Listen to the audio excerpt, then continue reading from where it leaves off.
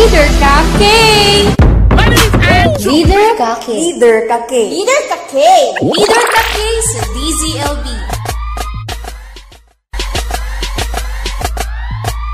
Rhythm.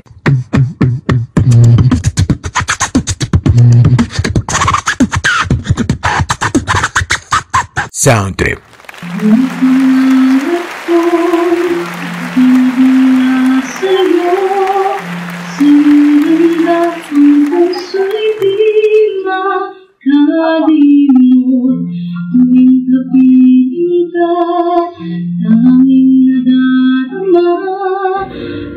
Pagsilip ng bituin sa iyong mata, ang saya nitong pag-ibig, sana ay di na mag-iiba. Ang pangarap ko, ang iyong binubuhay, ngayong nagmamahal ka sa ng tunay, at ang piling mo'y parang musika, nagpapaligaya sa munting nagwawala. Ang sarap nitong pag-ibig, lalo pa nung sinabi mo,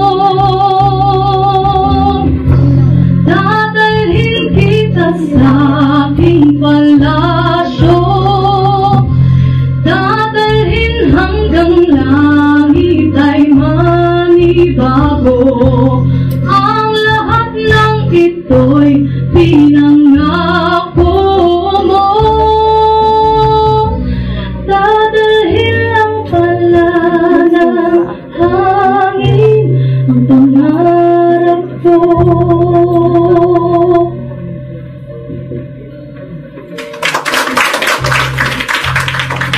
Mawalay ka sa aking pagsinta, bawat saglit gabing lamig ang himig ko. Hanap ang yakap mo, haplos ng iyong puso, parang walang ligtas kundi ang luha.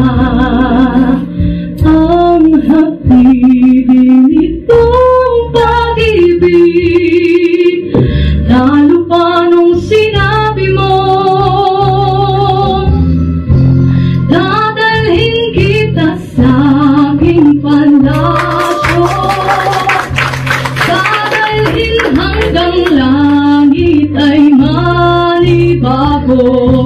Ang lahat ng ito'y pinangako mo,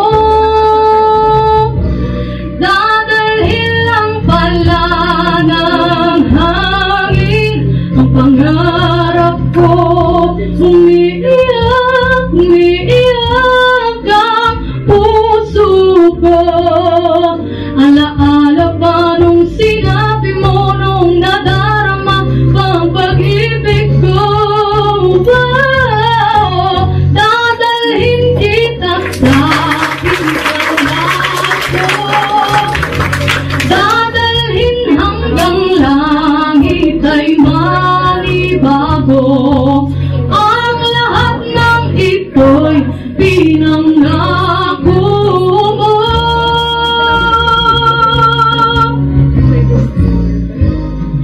dadalhin lang pala ng hangin ang pangarap ko.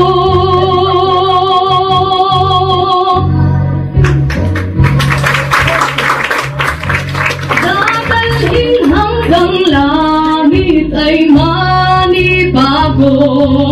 Ang lahat ng ito'y pinangako mo,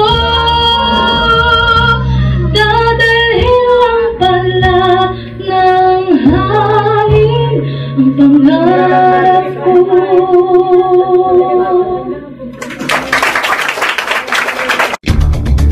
Simulan na ang makabuluhang usapan at masayang kwentuhan kasama ang tinaguriang 2011 natatanging kabataan ng Laguna na si Kuya Chico at Head ng Youth Development Affairs Office ng Laguna na si Ate Pinky dito sa programa kung saan may K ka! Leader Ka K!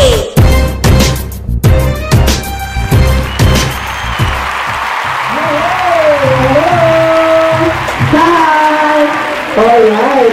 Konting energy tayo sa everyday. Grabe. Yung konting lagi, diba? Maraming salamat sa kumanta sa atin kanina na si Angelica Galievo. Tama ba? At mamaya ay makakausapan natin siya. Pero gusto ko munang batiin kayo ng aking partner na si Ate Pinky live mula sa Santa Cruz, Laguna. Ate Pinky? Yes, hello. Magandang umaga ba? Oo. At sa lahat po ng kasama natin dyan sa Bay, Laguna. Naririnig ka nila ang lakas-lakas, Ate Pinky. Oo nga daw. Yan. Kamusta kayo dyan, no? Kabataan natin kasama ko. Kasama ngayon ni Kuya Chico. Ayan. So maraming salamat sa pagsama niyo kay Chico kasi ako hindi ko siya nasamahan niyo kasama na ito. Dahil medyo loaded din kami sa trabaho dito sa Kapitolyo. Pero anyway, wini-wish po namin, lalo na ang aming tanggapan, na maging masaya ang ating community broadcast. Ito first time na magko-community broadcast na wala ako dyan, Chico. Oo nga first time talaga. Oo, so mamimiss ko po yan. At first time din na nag-community broadcast tayo dito po, dyan sa bayan ng Baye. Correct. Talaga namang ang head ng Youth Development Affairs Office ng Laguna ay hindi pwedeng mawala, kaya kahit phone touch talagang ipinasok natin, Ate Pinky, di ba? Oo, yan. Maraming salamat, lalo na dyan sa ating mga kasamahan dyan ng production, na hindi talaga ako kinakalimutan, kahit on the road ako, talagang tinatawagan ako para makasama natin ang ating mga kabataan para sa Leader Ka K. Exactly. Pero baka naman natin si Ate Pinky. Alright, ramdam na ramdam ko ang paghangos mo kaya hindi ka na namin i-hold pa, Ate Pinky. Okay, yan. Kaya, ikunting mensahe lang, Sure. Dito po sa mga kabataan natin na kasama ngayon sa yung aming pong tanggapan ng Youth Development Affairs ay laging handa, na tumulong sa ating mga kabataan sa anumang mga programa na nilang isagawa, sa community, school, at outreach programs. alright. Yan. So kung may mga projects ang mga taga-Liceo, na mamaya actually malalaman natin yung tungkol sa environmental awareness na program nila, Ate Pinky. Okay, sige po. At maaaring makatulong sa inyo ang YDA for that project, diba? Okay. Thank you, Ate Pinky. Okay, thank you then. God bless. Alright, yan po ang aking partner na si Ate Pinky, ang head ng Youth Development Affairs Office ng Laguna na talagang sabi ko nga ay hindi tayo pwedeng iwanan, hindi ba? Magandang umaga, magandang araw sa inyong lahat at syempre kagaya ng pinakilala sa atin kanina, ako po si Kuya Chico at ito ang programa Leader Ka K. Kasama ko syempre, bukod kay Ate Pinky sa phone patch, ang Chief Anchor ng UP Community Broadcaster Society na walang iba kundi si Mr. Linus Plata. Alright! Maraming salamat po, Chico. Magandang umaga sa mga pugit magandang mag-aaral ng Liceo Levy. I wanna hear some noise! I wanna hear some noise! Bravo, diba? Kaya pasama ang panahon ni umaga po, Chico. Hindi tayo naniniwala. Hanggang dyan lang yung level ng energy ng mga kabataan ng Liceo Levy. Pero alam mo, feeling ko kanina, parang hindi talaga sila madadaldal na mga bata. Very tahimik, very kime. Ano bang tawag sa kime? Shy! Wow! You were gonna. Hindi ko yan alam. Pero sa lahat ng mga nanonood sa... Ito ba yung camera ko? Yan, sa lahat ng mga nanonood sa atin sa webcast, grabe, kahit po puyatan ang pag-upload ng ating mga webisodes. Pwede mga brownout moments sa pag-edit ng video. Exactly, ay talaga namang tuloy-tuloy po ang serbisyo para sa mga kabataan ng Laguna sa pamamagitan po ng programang ginagawa ng Youth Development Affairs Office ng Laguna, ng College of Development Communication at ng UP Community Broadcaster Society. At ito nga po ang Leader Ka K. Ang nag-tweet dito, nagbalaktakan tayo last week last episode, nagkaroon ng webcast ng ating kabanata. No, ngayon naman, ang ikapitong community broadcast ng Leader Exactly. Wow. Kanina nga off-air ay kinukwento ko na sa kanila na we've been to 6 so far, That's 6 right. municipalities Ano mga in ito? Laguna. Nagpunta kami noon sa Canlubang. Nung first anniversary Canlubang, Great. sa Don Bosco yon. And then we went to Lumban and to Mabitak. As far as Mabitak, Laguna. Mabitak, malapit na yan sa dulo. Malapit na sa Quezon. And then, nung second anniversary ay nagpunta naman ang Leader Kake sa 4th District, Pagsanhan, Pila, at Santa Cruz. Wow, provincial tour, ika. Exactly. At natutuwa ako kasi kahit hindi anniversary ng Leader Kake, kasi usually every May lang namin yung nagagawa ni Ate Pink. But now that with Combroadsock, we were able to do it. That's At right. very special talaga, yung number 7, hindi ba, Oo sa nga. UP Kasi Combroadsock. nga, biblically, ang ibig sabihin ng 7 ay completeness. Completeness, hindi ba? You complete me. Who completes you, Kuya Chico? Siyempre, ang nagko-complete sa akin dahil 54th month sa rin namin yun ay walang iba kundi si ALT. ALT! ALT talaga. O, itanong mo sa akin kung sino. Ang who completes O, si you? GOD. God, talaga.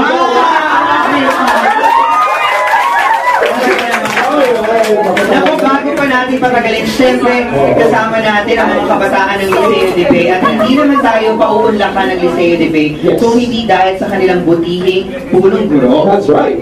Ipakilala na natin. Ipakilala na natin ang principal ng Liceo de Bay, Kuya Chico. Walang iba kundi si Mrs. Leonora V. Ramos. Hey, hey! Gusto ko si Ma'am talagang high na ng energy ni Ma'am. Ayan. Hello po and good day, Ma'am. Kumusta po? Hello, magandang umaga sa inyong lahat. Sa ating mga organizers dito sa radio program na ito, sa Youth Development Affairs, YDA, sa Governor's Office of Laguna, at sa UP Community Broadcaster Society, sa College of Development Communication, sa CDC, at sa ating host, kay Kuya Chico, at sa ating Sir Linus, sorry. So magandang umaga po sa inyong lahat at kami po ay nagpapasalamat dahil napaunlakan kami na makasama dito sa inyong program na Leader Kake. Palakpakan naman natin mga bata. So napakadami pala nating mga bisita rin dito at kami po ay nagagala na makasama nga kami dito, maibahagi namin ang aming mga karanasan, ang mga gawain ng aming paaralan at sana sa bandang huli ay may mapulot din kami sa ating talakayan at rest assured na sa inyong mga advocacies at inyong mga gawain ay susuporta po ang aming paaralang Liceo de Bay. Wow, thank you po. Palakpakan naman natin si Ma'am. Ng aming Director, Reverend Father Tudulfo P. Barya Jr. at sa aming Pong-Obispo, Bishop Drona. Kami po talaga nagpapasalamat sa inyo na naging bahagi kami ng inyong palatuntunan. Leader Kake. Yay! Bago po kayo umalis, ay nais ko lamang itanong, ano po bang isang katangian ng mga kabataan dito sa Liceo de Bay na talagang ipagmamalaki natin? Ako, ang aming pong paaralan, ang aming pong mga kabataan, ang Liceans ay meron pong disiplina. Yung pong kasama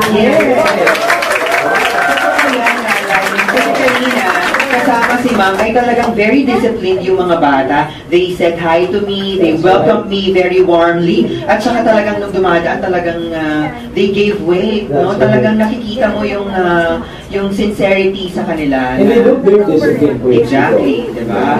And they really do it very, very honestly. Wow. Wow, thank you Ma'am, at sana po ay mag-enjoy tayo lahat dito sa ating programa. Thank you. Alright! Palakpakan ulit natin ang ating mga nag-Facebook sa Laguna ng Leonora. Kuya Chico, na bang kailangan natin abangan sa isang oras o marahil higit pa? Maaaring higit pa, hindi ba? Dito sa Leader Kake. Alam mo, Linus, kasi first time mo rin na mag-community That's right. broadcast, Oo. diba? Among the episodes ng Leader Kake, yung community broadcast talaga yung very interactive. Why? It is very participatory kasi talagang meron tayong live audience na That's tinatawag na hindi lamang tayo nasa sa loob ng studio natin. At umiere ng ating broadcast. And now that we are going into the, sabi mo nga ay multimedia platform. Hindi ba, na napapanood na rin tayo all over the world. Yeah. Ito ay napakahalaga sa atin kasi nakikita natin mismo sa kanila. Yung community broadcast ay ang paglapit ng Leader Kake doon sa programa para yung mga ginagawa nyo, yung mga kabataan mismo, ay malaman natin, hindi ba? At magkaroon tayo ng partnership, paano ba tayo pwedeng makatulong sa isa't isa, marinig namin ang inyong mga saloobin, yung mga stand nyo sa mga issues, hindi ba? At ang importante dyan, yung mga proyekto na ginagawa nyo para mapaunlad ang ating bayan, ng ating komunidad. Tama yung Kuya Chico.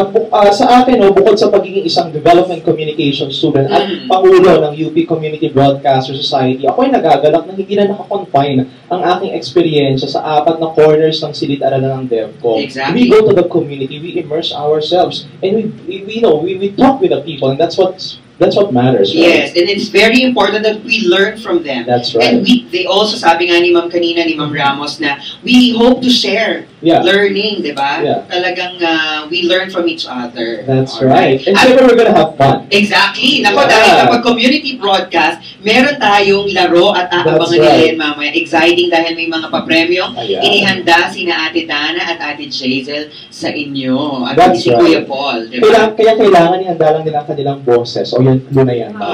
Boses. O mag-warm up na. O mga nagingitian na. Talaga clear na ng throat. Okay. Alright. Exciting yan. At syempre, nais ko lang din batiin, Linus, yung aking mga estudyante ng DevCom 10, yung Introduction to Development Communication. Batiin niya sila. Okay. Hi. At kung binati mo naman ang DevCom 10 students, Kuya Chico, bakit naman hindi natin babatiin ang mga gwapo at mga ganda, mga member ng UP Community Broadcaster Society. Alright. Maraming salamat sa pakikibahagi sa isang karanasang kagaya nito na para talaga sa kaunlaran. At isang pakakaabangan natin, Linus, ay yung gusto kong malaman yung tungkol sa Environmental Awareness Program na ginagawa ng mga Liceans dito sa BAE. At yan ay magandang ibahagi natin sa mga kabataang nakikinig at nanonood sa atin ngayon. Pero kanina, may narinig tayong talented na bata na talagang dadalhin tayo sa Palasyo, Paraiso at sa kung saan pa. At may makakasama pa siya. Dito lang yan, sa Astig. Sinong talentado dito? Ako! Yon! Astig!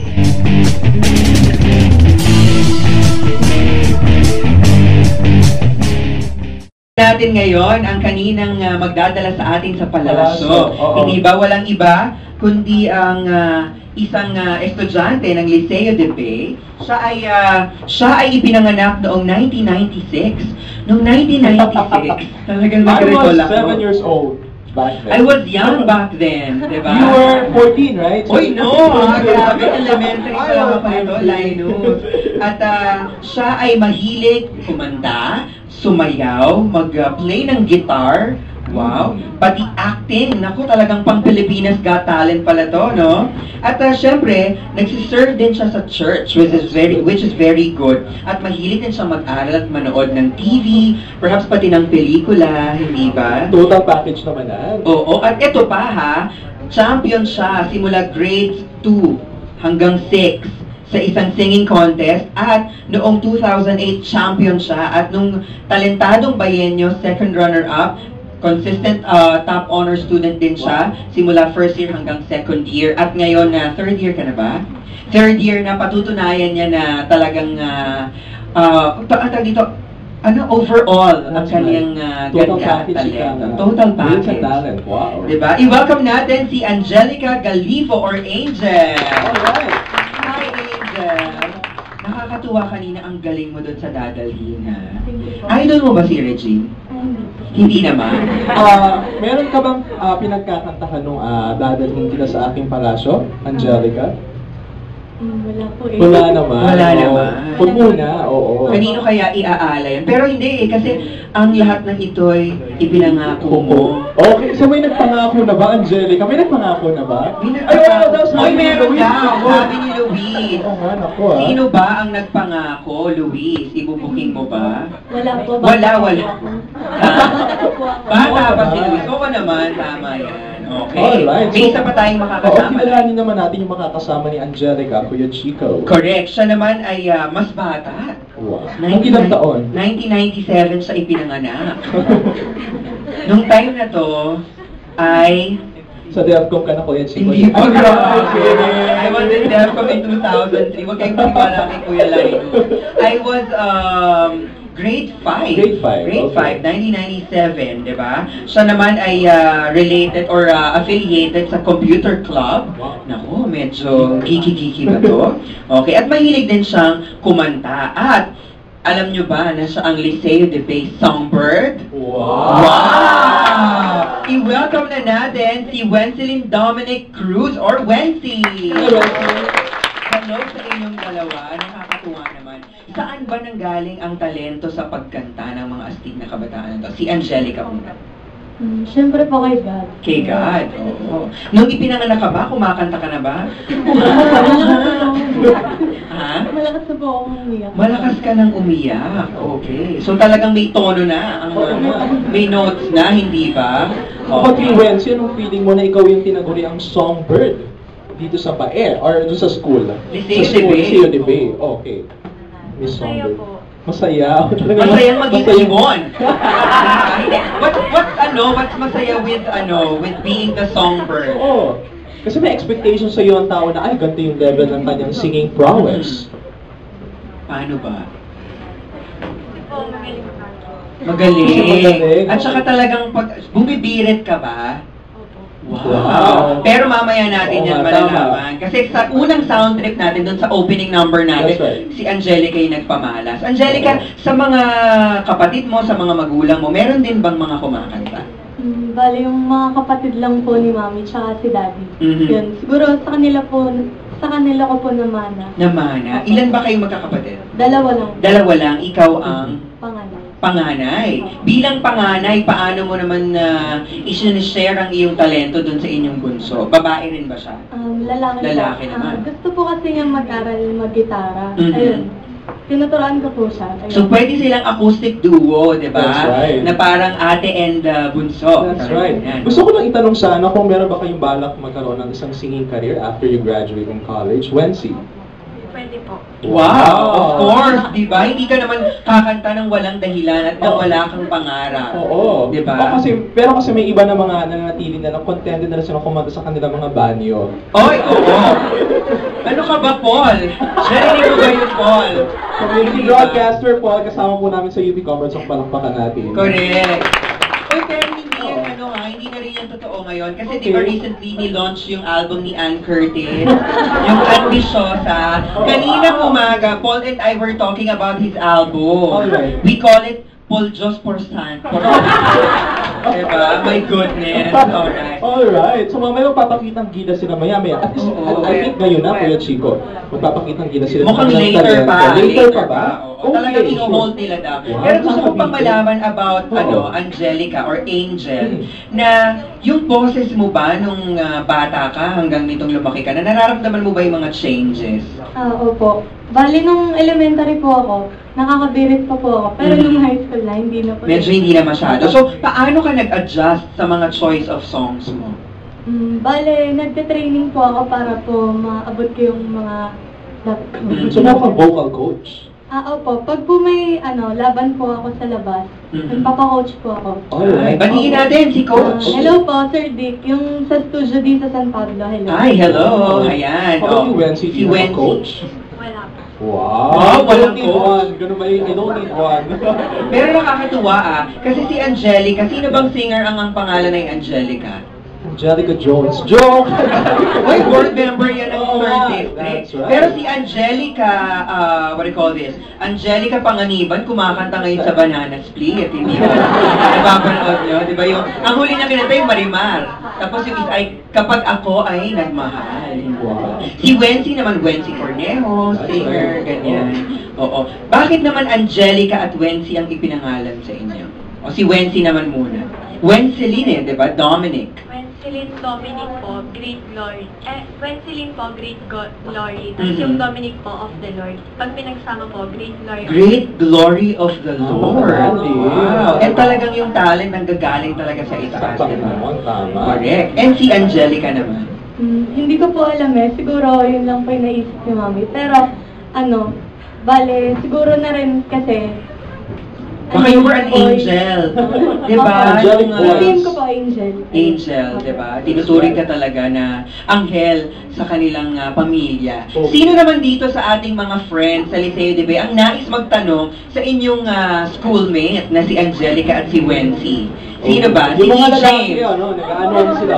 Nagtitingin sila. Oo. Si E. James. Sige, alamin natin. Anong tanong ni E. James? Halika, E. James. Sige, halika E. James. Oh, may tanong daw si E. James. Bakpakan natin si E. James. Alright. Anong yung katanungan? E. Harap James, harap ka naman sa kanila. O yan. Papanood ka na live worldwide. Correct. Kamusta naman yung mga studies mo? Kasi tututoran ka daw ni EJ. Ako po ba? Oh yeah, okay, dalawa. Kumusta naman daw ang studies? Kasi nga naman you're talented. Maybe you've been focusing on your your singing career. That's right. Ika nga. I just want to know if you're classmates. Are you classmates? Hindi po. Hindi. Schoolmates. Schoolmates lang sila. Okay. So So, go at paano raw ba ang studies? Okay naman po. Bale, kakatapos lang po ng monthly test namin. Tsaka yung card giving, kakabigay. At nakita mo na puro line of 9 ang nandun. Wow, para paano natin si Angelica. Paano nyo pala nababalansin yung mga responsibilities, sa pagkanta, sa pag-aaral, at sa iba pa mga bagay? Siyempre, dinidivide din po namin yung oras namin para din sa mga ibang bagay. Yung pagsiset ng priority, di ba, That's Wency? right. Very important. Ikaw naman, Wency. Meron ka ba mga time management techniques na maaari mo i-share sa mga I-share, oo. Dapat mag-focus muna sa pag-aaral. Wag mo na yung Pag-ibig. Ay, hindi, joke lang. wag mo na yung mga extracurricular. Huwag masyado, Masyado, no? Kasi importante rin naman yung extracurricular activity sa inyo. Because when you hone a student, it is not just about the academics, Tama. di ba? Talagang kailangan meron din siyang social skills, That's meron right. siyang talents na hinuhon, pero dapat priority yung academic. At yung mga ganong uri ng karanasan, nagbibigay sa iyo ng additional dimension sa iyong buhay. Naku, ano bang dimension yan? Kasi ako 3 dimension lang. 3 dimension lang ba? Ano ba ang 4th dimension? Secret. Wow. Talaga nag-secret May na lang. secret Oh. pero hindi nyo kasi naitatanong mga kids Si Kuya Linus is also a consistent honor student and he is vying to be the very first summa cum laude of the College of Deaf. And I am proud to say na ako po ang kanyang advisor. So talagang may connection. Alright. Hindi natin ang final message ni Nina Wency at Nina Angelica sa mga kabataan, especially sa inyong mga schoolmates, na may talento din sa pagkanta. Let's start with Wency. Alright. Anong message mo sa kanila? Pagpatuloy nilang pagkanta nyo, tapos mag-aral din. Right.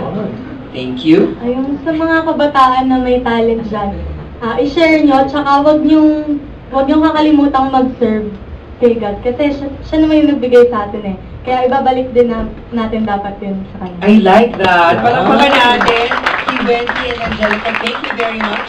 At mamaya maglalaro pa tayo at si Wency maririnig natin ang pagkanta. Once again, Wency and Angelica of Liceo de Bay.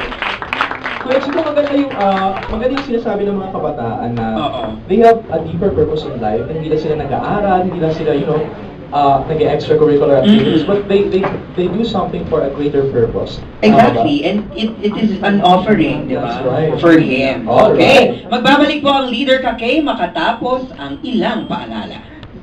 Sino nga ba ang kabataan ng Laguna? E di yung mahilig mag-party. Yung mahilig Yung tahimik, hindi nagsasalita. Yung stylish yung damit, classy. Yung matalino. Yung techie. At yung mahilig makinig sa radyo. What? Mahilig makinig sa radyo? Oo, dahil 1 taon nang nakikinig ang mga kabataan ng Laguna sa programang naniniwala na may magagawa ang kabataan para sa pagbabago at pag-unlad ng bayan. Ang Leader Kake. Kinig na tuwing alas 9 hanggang alas 10 ng umaga sa radyo DZLB 1116 kHz, ang tinig ng kaunlaran. Ang programang Leader Ka-K ay hatid sa inyo ng UP Community Broadcaster Society, Youth Development Affairs of Laguna at ng College of Development Communication.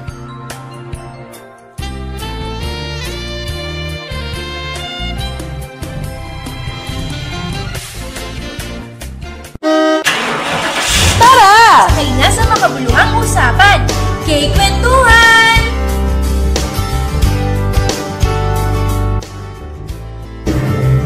And we're back dito po sa ating programang Leader Ka-K at ito naman ang ating segment na K-Kwentuhan. Kanina, yung mga astig natin na kabataan, hindi ba, ibinahagi ni Angelica ng opening number yung kanyang talent. Tapos si Wency, mamaya maririnig natin sa ating closing production number. That's right, oo. Ngayon naman, Kuya Chico, kakausapin natin ang ibang mga kabataan ng Liceo de Vigo, mapag-usapan ang isa sa mga makabuluhan nila mga proyekto. Correct. Dito sa paaralan, na pinalaman sa environment o Yan sa na kapaligiran. yan na nga yung pinag-uusapan natin kanina, hindi ba? Yung rason kung bakit talagang personal nating pinuntahan ng mga kabataan ng Liceo de Vigo. Kasi ang goal nga natin ay sana makularan ng ibang mga kabataan na nakikinig ngayon sa ating programa ang mga ganitong ulit at masiya. Correct. Kuya Chico, kaya ipakilala na natin sa inyo ang dalawa sa ating mga guests para sa umagang ito. Umpisahan natin sa isang lalaki, okay, 14 years old siya, at siya ay from grade 1 to 6, siya ay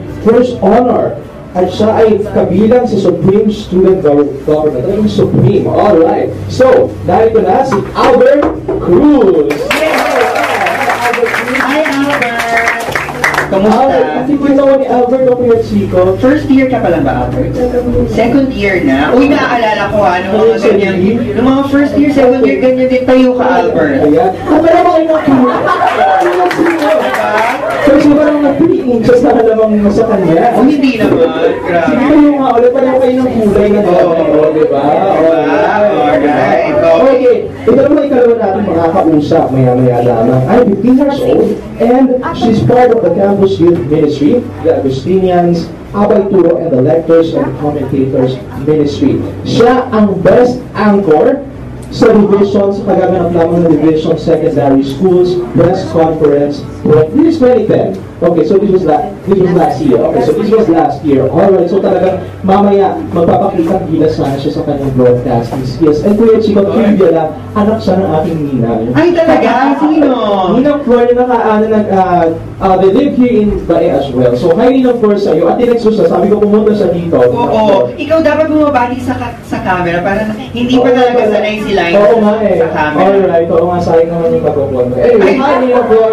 Hello sa'yo, oo nga, at itong iyong anak, and I'm very proud of her. So in short, magkinakapatid kayo. Magkinakapatid kami, at sobrang close talaga sila ni Mami. Hi, Mami Evelyn Plata. Alright, so narito na, si Patricia Isabel Lopez, hindi niya si Pat. Hi, Pat! Alright. Nakakatuwa naman yung pangalan, Patricia Isabel Lopez, parang beauty queen. That's right. Diba? Constantly may ng artista. Oo, diba? Merong artista na Maria Isabel Lopez. Alright. O, saan ba nakuha ang Patricia Isabel? Yung name ko po is parang pinagatian ni Mami Daddy. Ah, pinagatian. Parang tinapay lang. Parang monay ba eh. Hindi ba? O, sikat yan dito. Yung Daddy ni Daddy Isabel, tapos si Mami parang yung Patricia, nakuha niya dun sa doctor niya. Yun ata yung parang nanay niya na matagal ng anak. So, ganun. Dun niya kinuha yung name na O, parang, ano to, in honor of that person. Hindi ba? Okay, at si Albert naman, Albert, kaano-ano ba naman si Albert Martinez? Wala naman. Okay. Pag-usapan natin, since ito ay K-Kwentuhan, ikukwento nyo sa amin yung mga karanasan nyo sa Division Schools Press Conference at syempre itong tungkol sa programa natin na Environmental Awareness. Ano nga ba ang ginagawa ng mga Liceans tungkol sa environment? Pat? So, dito sa school namin, merong a project which is the waste segregation. Pero mostly, ngayon, nag-focus sila dun sa paper patrollers nila. Paper patrollers? Okay. Ano ba yung mga paper patrollers na yan? So, yung doon, yun yung trash bins na pinaglalagyan ng yung mga papers. Tapos, parang to get attention pa dun sa mga students, gawa sila ng mascot parang din. Mascot? Makikita ba natin yung mascot today? Hindi. Hindi naman. Okay. Kasi gusto ko may mag-a-appear na mascot. Oo na. Parang, Pang Jollibee lang. party. Yeah, that's right. So, Okay. yung parang vlogger mascot na yun is P-Boy and P-Pay Papel. P-Boy and P-Pay Papel. So ano kaya itsura nila? Maybe we can show them pictures no later. Oo. Correct. Okay. Sa pagkakaalam ko kanina, may ibig sabihin yung P-Boy at P-Pay. Ano ba ang ibig sabihin nila? Yung P-Boy ay papel and P-Pay is plastic, is that right? No, parang No. silang papers. Okay. So paano naman yung mga plastic bag? Meron silang other place, pero hindi, for now, wala pa silang ano. Pangalan. Si Plapla at si Flo-Flo. May pangalan na sila. Si Plapla na plastic at si Flo-Flo na plastic din. That's right. Oo nga. Oh, di ba? That's a Nakakatuwa. Kasi sa Los Baños, di ba sa Los Baños nagsimula yan yung ordinance na yan. At sa pamamagitan niya ng DEFCON 208 campaign. Hindi ba? Ngayon sa San Pablo, bawal na rin yung plastic. I wonder kung sa Bae, medyo, ano na ba, nire-regulate na rin ba ang paggamit? Sa Palamba, bawal na, right? Well, that's good, no? At I think, sa pamamagitan ng Vice Governor na si Cesar Perez, ay yung buong Laguna ay magiging, na rin, parang plastic-free province. And sana ang buong bansa, Kuya Chico, at maging isang act na to, di ba? Exactly. Si Alright. Albert naman, Albert, how are you involved with the program na environmental awareness?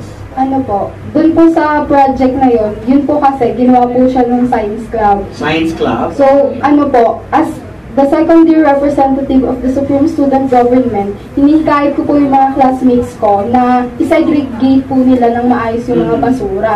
Yun po mga cups po nila. Kasi po dito po, hindi lang po yung P-Boy and P-Pay Papel meron kami. Meron din po kami yung globe po siya, tapos dun po sa loob nun, dun po namin tinatapon yung mga plastic bottles, tsaka po mga plastic cups. So parang siyang trash bin? Opo. Na parang hugis globo? Okay. Ine-encourage ko po sila na magtapon ng basura sa tamang tapunan.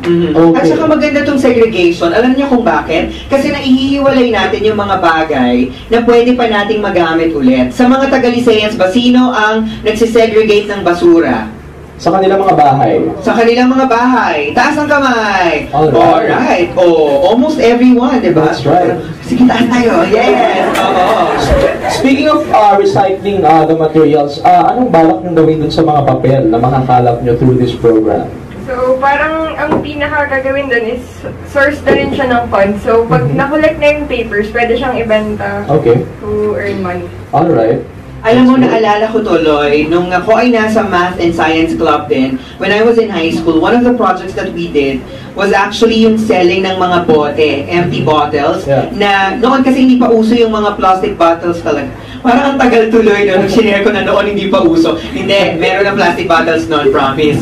Yung mga bote ng mantika, ng toyo, di ba? Nagpadala kami sa mga bata. Tapos naging contest yon. Paramihan yung mga sections ng mga bote na madadala. At yung may pinakamarami may prize sila. Bukod sa incentives nila sa kanilang mga math and science teachers. Tapos binenta namin yun at yung pondo ginamit sa anti-dengue campaign. Wow! Diba? So very productive talaga yung campaign. And maybe you can adopt that too, diba? Dito sa school ninyo.